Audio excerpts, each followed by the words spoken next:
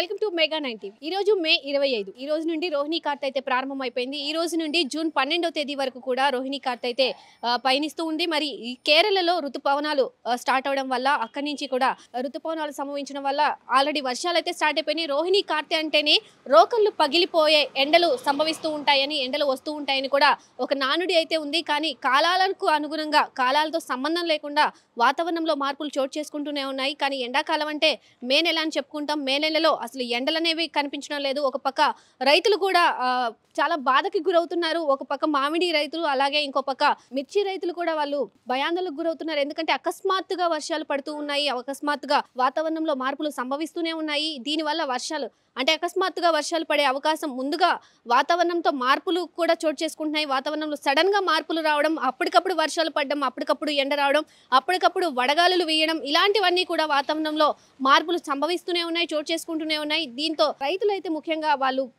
Road మీద వేసిన ధాన్యం కూడా తడిచిపోయే పరిస్థితి ఉంది. వాళ్ళు చాలా నిస్సహాయతకు గురవుతున్నారు. అప్పటికప్పుడు ఏం చేయలేని పరిస్థితులు కూడా నెలకొంటున్నాయి. మరి ఈ రకంగా వాతావరణంలో మార్పులు అయితే చోటు చేసుకుంటున్నాయి. మరి ఈ రోజు నుండి రోహిణి కార్తె జూన్ 12వ తేదీ వరకు కూడా ఉంది. మే 25 నుండి జూన్ 12వ తేదీ వరకు కూడా రోహిణి కార్తె అయితే ఉంది. మరి ఈ నేపథ్యంలో ఎండలు, రోకళ్ళు పగిలిపోయే ఎండలు అయితే కాస్తూ ఉంటాయి. మరి ఈ ఎండలు సంభవించాల్సిన నేపథ్యంలో అకస్మాత్తుగా వర్షాలు ఎందుకు పడుతున్నాయని కూడా ప్రజల్లో ఒక వింత అనుభవం అయితే చోటు చేసుకుంటుంది. అసలు వింతగా వాతావరణం అనేది ఒక వింతగా పయనిస్తూ ఉంది. వాతావరణంలో మార్పులు చోటు చేసుకుంటూనే ఉన్నాయి.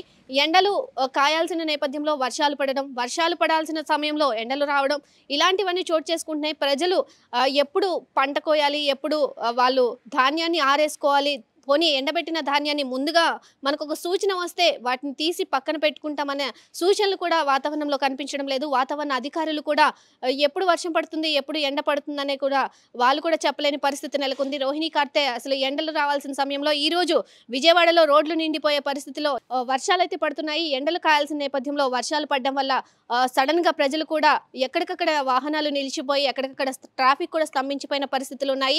రోడ్లు కూడా చాలా ట్రాఫిక్ జామ్ తో నిండిపోయి, అలాగే రోడ్లు కూడా నిండిపోయే పరిస్థితి ఉంది. వర్షాలు కూడా బీభత్సంగా పడుతూ ఉన్న నేపథ్యంలో ఇప్పటికీ అంటే మనం లాస్ట్ మంత్ నుంచి కూడా మే నెలకి వచ్చేసాం. మే నెల నుంచి కూడా ఎండలు ఇంకా ఎక్కువ స్టార్ట్ అవ్వాల్సి ఉంటుంది. కానీ ఎండలు అనేవి అసలు రాకుండానే వర్షాలు పడుతూ ఉన్నాయి. వర్షాలు పడుతున్న నేపథ్యంలో మరి ప్రజలైతే ఏం చేయాలని కూడా ఒక ఇంత డైలమాలో పడిపోయారు. మరి ఈ నేపథ్యంలో వర్షాలు, ఎండలు, అలాగే వడగాలులు వీస్తున్నాయి. ఏం చేయాలో తెలియని పరిస్థితిలో కూడా ప్రజలైతే ఉన్నారు. డాక్టర్స్ కూడా పలు సూచనలు అయితే ఇస్తున్నారు. ఎండలకి కొన్ని జాగ్రత్తలు తీసుకోవాలి. మరి వర్షాలు పడుతున్నాయి, అలాగే కోవిడ్ కూడా సంభవిస్తుంది. మరి ఈ కోవిడ్ నేపథ్యంలో వర్షాలు సంభవిస్తున్నప్పుడు కొన్ని ఫ్లూ వ్యాధులు కూడా సంభవిస్తూ ఉంటాయి. మరి సడన్ గా అకస్మాత్తుగా వాతావరణంలో మార్పులు చోటు చేసుకుంటూ ఉండడం, వాతావరణంలో మార్పులు రావడం, మరి ఇవన్నీ సంభవించిన నేపథ్యంలో అసలు ఏం చేయాలో తెలియని పరిస్థితిలో కూడా ప్రజలైతే ఉన్నారు. మరి ఈరోజు విజయవాడలో భారీ ఎత్తున వర్షం అయితే కురుస్తుంది. భారీ ఎత్తున వర్షం పడడంతో ఎక్కడికక్కడ నీళ్లు నిలిచిపోయినాయి. రోడ్లన్నీ కూడా నీళ్లతో నిండిపోయి రోడ్లన్నీ కూడా జలమయమయ్యాయని చెప్పుకోవచ్చు. ప్రస్తుతం మనం విజయవాడలో ఉన్నాం. విజయవాడలో రోడ్లు కూడా జలమయమయ్యాయి. మరి ఈ అకస్మాత్తుగా ఉన్న వాతావరణంలో మార్పులు కూడా ప్రజల్ని ఒకంత డైలమాలో పడేస్తున్నాయి. అసలు ఎప్పుడు వర్షాలు పడుతున్నాయో, ఎప్పుడు ఎండలు వస్తున్నాయో కూడా తెలియని పరిస్థితి. సో వాతావరణంలో రోహిణి కార్తె ఈ రోజు నుంచి కూడా స్టార్ట్ అయింది కాబట్టి మరి రేపటి నుంచైనా ఎండలు వస్తాయా, లేదంటే వర్షాలు కంటిన్యూ అవుతాయా అనేది కూడా తెలియాల్సి ఉంది. మరి రోహిణి కార్తె అంటేనే ఒక నానుడి అయితే ఉంది కదా, అదైతే రోకళ్ళు పగిలిపోయే ఎండలు కాస్తూ ఉంటాయి. మరి ఎండలకైతే చాలా మంది చాలా జాగ్రత్తలు తీసుకోవాల్సి ఉంటుంది. కానీ వాతావరణంలో మార్పులు చోటు చేసుకుంటూనే ఉన్నాయి. మరి ఈ పరిస్థితి ఇలాగే కొనసాగుతుందా లేదా అనేది జూన్ 12 వరకు కూడా వెయిట్ చేయాల్సి ఉంది. కెమెరా పర్సన్ ఆసిఫ్తో నాగశ్రీ, విజయవాడ, మెగా 9 టీవీ.